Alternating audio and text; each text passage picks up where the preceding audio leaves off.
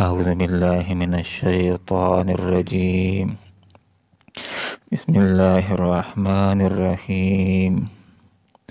وإذا بدلنا آية مكان آية والله أعلم بما ينزل قالوا إنما أنت مفتر بل أكثرهم لا يعلمون. صدق الله العظيم. سبحانك لا علم لنا إلا ما علمتنا إنك أنت العليم الحكيم. وإذا اور جب بدلنا ہم بدلتے ہیں آیتن ایک آیت کو مکان آیتن دوسری آیت کی جگہ، واللہ حالانکہ اللہ ہی عالم خوب جانتا ہے بما ینزل کہ وہ کیا نازل کرے. قالو تو یہ کہتے ہیں انما بے شک انتا تم خود ہی مفتر گھڑ لیتے ہو یہ کلام، بلکہ اکثر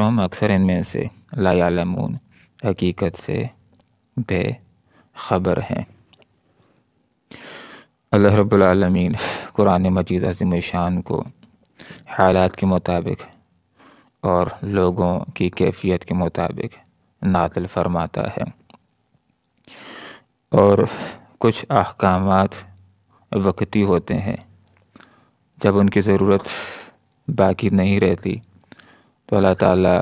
اس حکم کو منسوخ کر کے اس کی جگہ نیا حکم دے دیتا ہے. تو جب نیا حکم آ جاتا ہے، ایک آیت کو منسوخ کر لیا جاتا ہے، اس کی جگہ حکم ناسخ آ جاتا ہے، تو لوگ یہ اعتراض چھڑ دیتے ہیں کہ آپ صلی اللہ علیہ وسلم خود ہی اس کلام کو نعوذ باللہ اپنی طرف سے گھڑ رہے ہیں. کہ یہ کیسے ہو سکتا ہے کہ اللہ رب العالمین ایک حکم دے اور پھر اس کو ختم کر کے دوسرا حکم دے دے. تو آپ صلی اللہ علیہ وسلم خود ہی اپنی طرف سے یہ قرآن بنا رہے ہیں اور اللہ کی طرف منسوب کر رہے ہیں. تو یہ بات بتلائی گئی کہ ایسا اعتراض کرنے والے اکثر ایسے ہیں لا یعلمون جو حقیقت سے بے خبر ہیں. اگر انہوں نے گزشتہ شریعتوں کا بھی مطالعہ کیا ہوتا تو ان کے سامنے یہ بات آ جاتی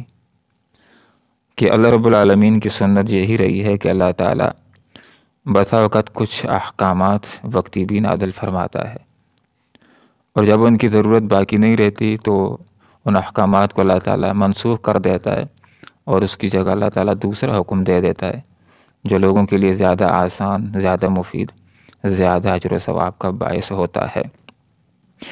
قرآن کے اندر کچھ آیات منسوخ ہیں. مثال کے طور پر سورۃ البقرہ میں اللہ رب العالمین نے ارشاد فرمایا، آیت کا مفہوم یہ ہے کہ آدمی کے لیے یہ بات فرض ہے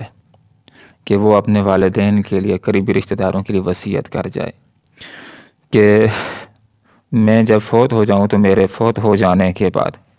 میرے والدین کو میرے مال میں سے اتنا ایسا دے دیا جائے، اور فلاں رشتہ دار کو اتنا ایسا دے دیا جائے. اس حکم کو، اس وصیت کے حکم کو اللہ رب العالمین نے بعد میں میراث کے احکامات نازل کر کے وصیت کے حکم کو منسوخ کر دیا، اور اللہ رب العالمین نے خود ہی والدین کے ایسے مقرر فرما دیے،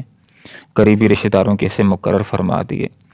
اب وہ کہ جن کے حصے اللہ رب العالمین نے مقرر کر دیے ہیں ان کے لیے وصیت کرنے کا حکم منسوخ ہو گیا اور وصیت کرنا فرض نہ رہا. ہاں کوئی آدمی اگر وصیت کرنا چاہے تو غیر ذوی الفروض کے لیے وہ وصیت کر سکتا ہے، اور وہ بھی 1/3 مال میں سے وصیت کر سکتا ہے، اور وہ وصیت کرنا بھی فرض نہیں ہے بلکہ استحباب کے درجے میں. اسی طرح ایک اور حکم جو منسوخ ہوا، پہلے اللہ رب العالمین نے یہ حکم دیا، آیت کا مفہوم یہ ہے کہ وہ عورت کہ جو زنا کر لیتی ہے اس کی سزا اللہ رب العالمین نے یہ نازل فرمائی کہ اس کو گھر کے اندر تمام عمر نظر بند کر لیا جائے، اس کو جیل کر دیا جائے گھر ہی کے اندر، اس کو باہر نکلنے نہ دیا جائے. بعد میں اللہ تعالیٰ نے سزا کو منسوخ کر دیا اور سورہ نور کے اندر اللہ رب العالمین نے حکم نازل فرما دیا زانی عورت کا کہ جس وقت اس کے اوپر کیس ثابت ہو جائے، 4 گواہ گواہی دے دیں، تو اس کی سزا اب عمر بھر گھر کے اندر قید نہیں ہے بلکہ اس کی سزا 100 کوڑے ہیں۔ تو اللہ رب العالمین نے قرآن مجید عظیم الشان کے اندر یہ بات ذکر کر دی ہے، فرمایا کہ ما ننسخ من آیت، ہم منسوخ نہیں کرتے کوئی آیت، او ننسخھا، یا ہم نہیں بلا دیتے کوئی آیت مگر نأت بخیر منہا، ہم اس سے بہتر لے آتے ہیں، او مثلھا، یا اس کی طرح لے آتے ہیں، جو پہلے حکم سے زیادہ سہل بھی ہوتا ہے، آسان بھی ہوتا ہے، لوگوں کے لیے نافع بھی ہوتا ہے۔ تو یہود نے بھی قرآن کے اوپر یہ اعتراض کیا، انہوں نے بھی یہ بات کہی کہ آپ کی کتاب کے اندر کچھ آیات منسوخ ہیں، کہ اللہ رب العالمین نے ایک حکم دیا اور پھر اس کو ختم کر کے اللہ تعالیٰ نے دوسرا حکم دے دیا، تو کیا پہلے حکم کا عیب اللہ کو پہلے معلوم نہیں تھا؟ اب اس کا عیب اللہ کو، اس حکم کی کمزوری اللہ کو معلوم ہو گئی ہے؟ تو ان کو یہ جواب دیا گیا کہ نہ پہلے حکم کے اندر عیب تھا، نہ اس حکم کے اندر جو ناسخ ہے، نہ اس کے اندر کوئی عیب ہے۔ اس وقت وہ حکم دینا مناسب تھا لوگوں کے لیے، وہ اللہ تعالیٰ نے دے دیا۔ اب دوسرا حکم دینا زیادہ مناسب ہے، تو اب اللہ رب العالمین نے دوسرا حکم دے دیا۔ اس کا یہ مطلب نہیں کہ پہلا حکم جو منسوخ کر دیا اس کے اندر کوئی عیب تھا اور اب اللہ تعالیٰ نے اس کو ختم کر کے دوسرا حکم دے دیا، ایسی بات نہیں۔ اس کے اندر بھی عیب نہیں تھا اور نہ ناسخ حکم کے اندر عیب ہے، اس وقت وہ مناسب تھا، وہ دے دیا، اب یہ مناسب ہے، یہ دے دیا۔ یہ کوئی کمزوری علم نہیں ہے بلکہ یہ کامل علم اور کامل حکمت کی نشانی ہے۔ اس کی مثال بالکل اسی طرح ہے کہ ایک مریض جب ڈاکٹر کے پاس جاتا ہے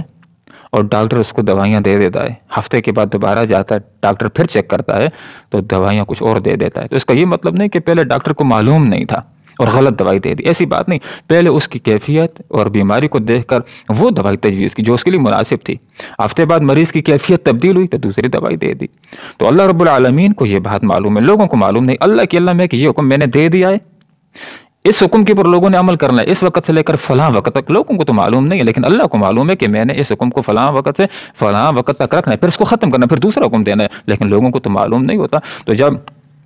وقت پورا ہو جاتا ہے تو اللہ تعالیٰ دوسرا حکم دے دیتا ہے جو پہلے حکم کو منسوخ کر دیتا ہے کہ اب عمل کیا جائے گا دوسرے حکم کے اوپر۔ اس کا یہ مطلب نہیں ہوتا کہ دوسرا حکم آ گیا ہے اور اس نے پہلے حکم کو باطل اور غلط قرار دے دیا، ایسی بات نہیں ہوتی، بلکہ یہ ہوتا ہے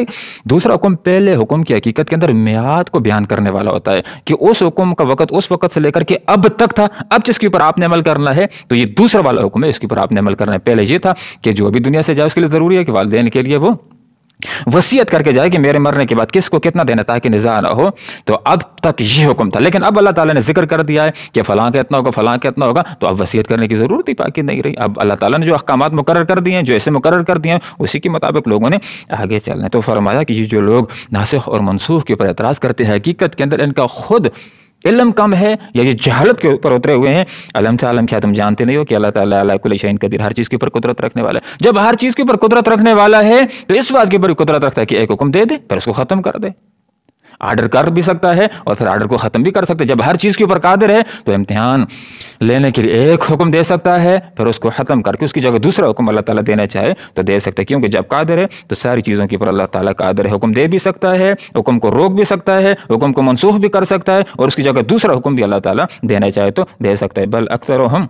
جو لوگ اعتراضات کرتے ہیں جو حقیقت کے اندر وہ حقیقت سے لا یعلمون، بالکل وہ بے خبر ہیں۔ تو یہ قرآن نازل کیا ہوا ہے، اللہ رب العالمین کا نازل کرتا ہے، جبرائیل امین لے کر کے آئے اور آپ صلی اللہ علیہ وسلم کے دل مبارک کے اوپر نازل ہوا ہے۔ وَإِذَا، اور جب ہم بدلتے ہیں آیتن، ایک آیت کو، مکان آیتن، دوسری آیت کی جگہ، واللہ، حالانکہ اللہ اعلم، خوب جانتا ہے، بما ینزل، کہ وہ کیا نازل کرے، کیا مناسب ہے۔